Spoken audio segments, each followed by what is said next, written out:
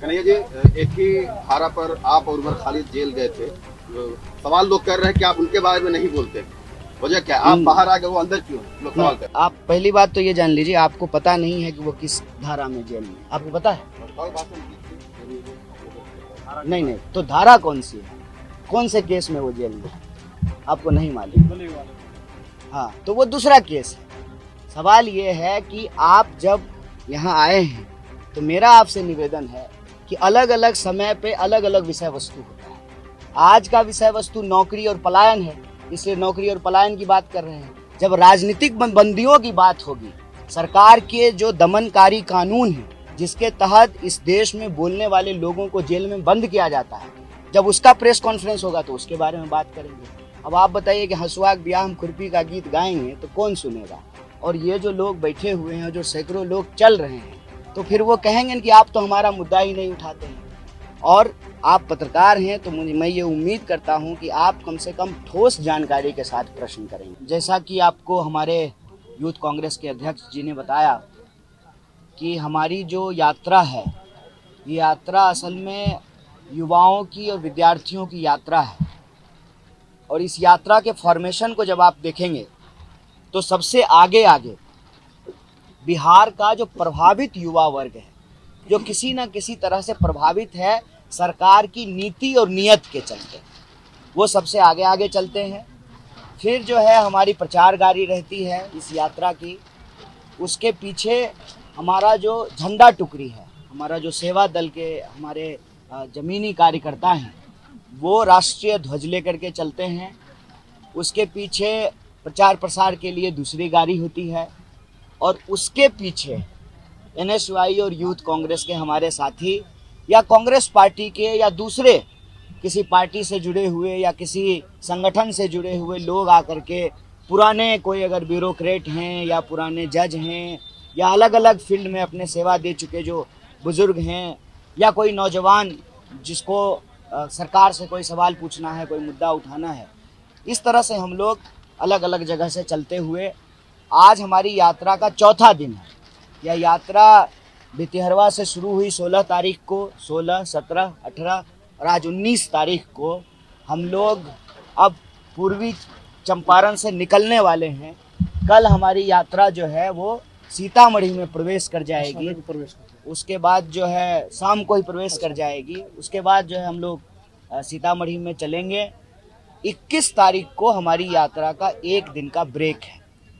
उसके बाद 22 तारीख को फिर से यात्रा रिज्यूम हो जाएगी और इसी फॉर्मेट में जो है यह यात्रा चलती रहेगी। और इस यात्रा का जो मूल उद्देश्य है वो ये है कि जब हम गांधी जी की धरती पर आए हैं, उनकी कर्मभूमि पर आए हैं, तो हमारे मन में यही संकल्प है कि जैसे गांधी जी ने कांग्रेस पार्टी को भारत के भीतर स्वतंत्रता की आकांक्षा रखने वाले जो स्वतंत्र वीर थे उनके लिए एक मंच प्रोवाइड किया।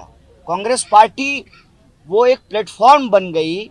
जो लोग भी आज़ादी चाहते थे वो आज़ादी का तराना गाते हुए उस पार्टी में शामिल हो गए और कांग्रेस पार्टी देश की पार्टी बन गई।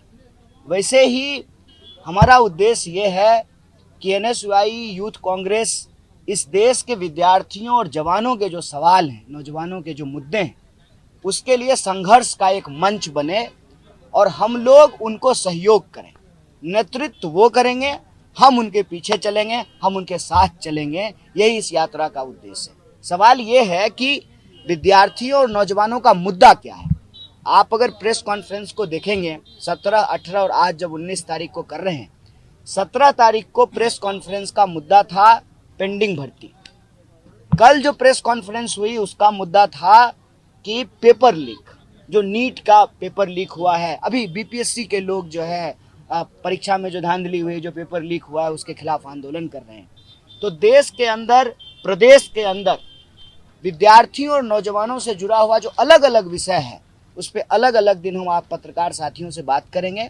आज हम पलायन पे बात कर रहे हैं और अभी पलायन का दर्द जो है, कहते हैं ना कि प्रत्यक्ष को कभी जो है प्रमाण की जरूरत नहीं है।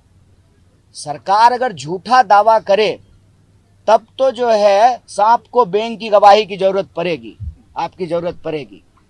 हम लोगों को जब सच बोलते हैं और कहते हैं कि ये गांधी की कर्मभूमि है चंपारण, यहीं पे जो है सबसे पहले बुनियादी विद्यालय खुला, कस्तूरबा जी यहाँ पे 2.5 साल रहीं और आज़ादी के आंदोलन का अलख पूरे देश में जगा।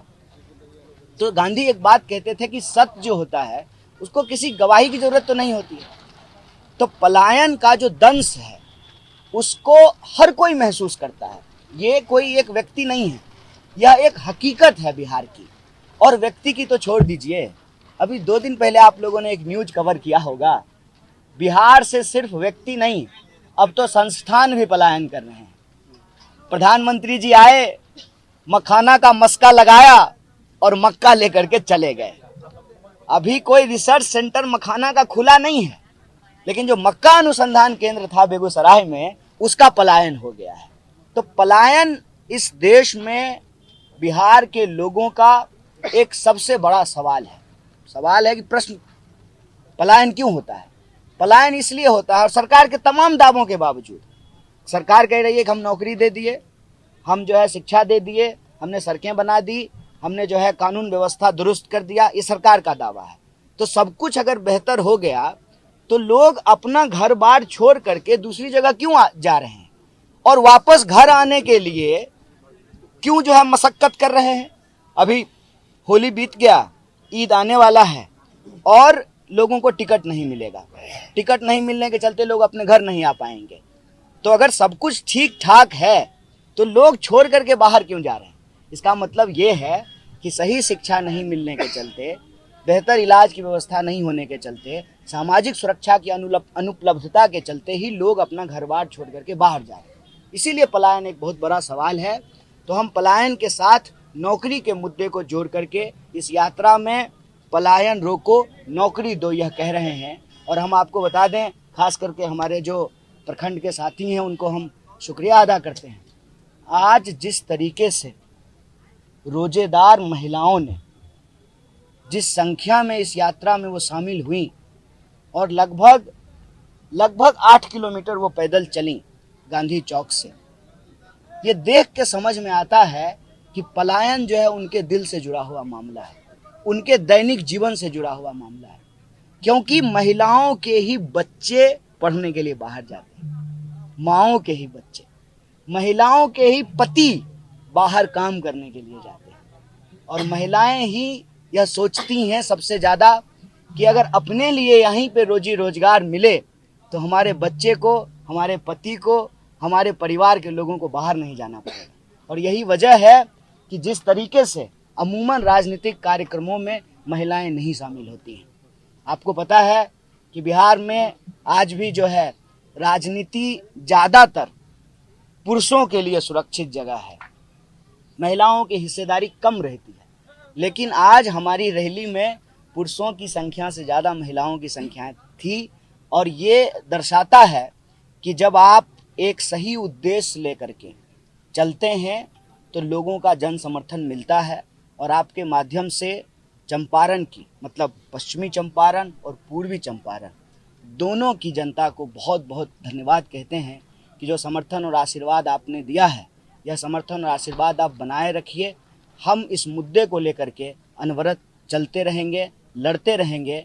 ये बिहार के युवाओं की हुंकार है, इस अत्याचार को हम लोग रोक करके रहेंगे। बहुत बहुत धन्यवाद। कन्हैया जी, एक मिनट रुक जाइए, थोड़ा इनसे बात करने दीजिए, फिर आपसे बात करेंगे। एक मिनट प्रेस कॉन्फ्रेंस से बाद में बात करेंगे आपसे। आपसे कल बात किए थे ना? हाँ, कल बात करेंगे। अलग अलग दिन अलग अलग मुद्दा। आज पलायन पे बात करेंगे। अरे ऐसी बात ये है कि अभी सामने आ रहा है कि अभी इलेक्शन होगा, नेक्स्ट ईयर इलेक्शन होगा। अभी भी लोग इस यात्रा को इलेक्शन से जोड़ करके देख रहे हैं। तो क्या अगले बार में चुनाव आप अकेले लड़ेंगे अपने दम पे दिल्ली या हरियाणा के मुद्दे पे, या सभी दलों के साथ मिलेंगे? क्योंकि अन्य दलों के लोग आपकी यात्रा में नहीं है। जाको रही भावना जैसी प्रभु मूरत देखें तिन तैसी, जिनके मन में जैसी दुविधा उनके वैसे कयास। हमारे मन में ऐसी ना कोई दुविधा है, न हमारे मन में कोई कयास है। हमारे लिए तो एक ही लक्ष्य है। इस यात्रा के चुनाव से सिर्फ इतना संबंध है कि कल को हर पार्टी, मैं कह रहा हूँ हर पार्टी, मेरी पार्टी भी, घोषणा पत्र बनाए तो नौकरी के सवाल को प्रमुखता से जो है अपने घोषणा पत्र में शामिल करें। कल को जब मीडिया का दरबार लगे तो उस टीवी स्टूडियो के बहस में जो है इनका दर्द जो है ना उसको उकेरा जाए, उसके बारे में बात की जाए। जब चुनावी चर्चा हो, धैर्य रखिए, इम्पेशेंट मत होइए। कितना उम्र हुआ है? तो धैर्य रखिए, आपसे ज्यादा उम्र है मेरा, धैर्य रखिए। जब चर्चा हो तो युवाओं के मुद्दे को केंद्र में रखा जाए। ना अभी चुनाव है, इसीलिए ना गठबंधन की बात है, ना जो है एमपी एमएलए मंत्री की बात है। अभी ये यात्रा एकमात्र उद्देश्य लेकर के चल रही है, बिहार का भविष्य, बिहार के जो नौजवान हैं उनके साथ जो अत्याचार और अन्याय हो रहा है उसको हम उजागर करना चाहते हैं। अन्य दल जो आपके साथ चल रहे थे अभी तक जो चल रहे थे वो इस यात्रा से किनारा सा क्यों कर रहे हैं? नहीं, ये यात्रा बिहार के पॉलिटिकल पार्टी की यात्रा ही नहीं है, ये यात्रा बिहार के नौजवानों की यात्रा है। ये कोई जो है अलायंस की यात्रा नहीं है, ये कोई चुनावी यात्रा नहीं है, ना जो है इसमें कोई चुनावी फॉर्मेशन हो रहा है। जब चुनाव आएगा तो तब चुनाव की बात होगी। कन्हैया जी, एक ही धारा पर आप और उमर खालिद जेल गए थे। सवाल लोग कर रहे हैं कि आप उनके बारे में नहीं बोलते, वजह क्या? आप बाहर आ गए, वो अंदर क्यों है? लोग सवाल कर रहे हैं। आप पहली बात तो ये जान लीजिए, आपको पता नहीं है कि वो किस धारा में जेल में, आपको पता है? भाषण हुई थी जेल में आप लोगों के। नहीं, तो धारा कौन सी है, कौन से केस में वो जेल में है, आपको नहीं मालूम?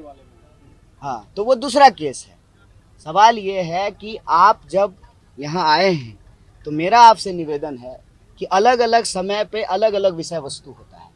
आज का विषय वस्तु नौकरी और पलायन है, इसलिए नौकरी और पलायन की बात कर रहे हैं। जब राजनीतिक बंदियों की बात होगी, सरकार के जो दमनकारी कानून हैं जिसके तहत इस देश में बोलने वाले लोगों को जेल में बंद किया जाता है, जब उसका प्रेस कॉन्फ्रेंस होगा तो उसके बारे में बात करेंगे। अब आप बताइए कि हंसुआ के ब्याह हम खुरपी का गीत गाएंगे तो कौन सुनेगा?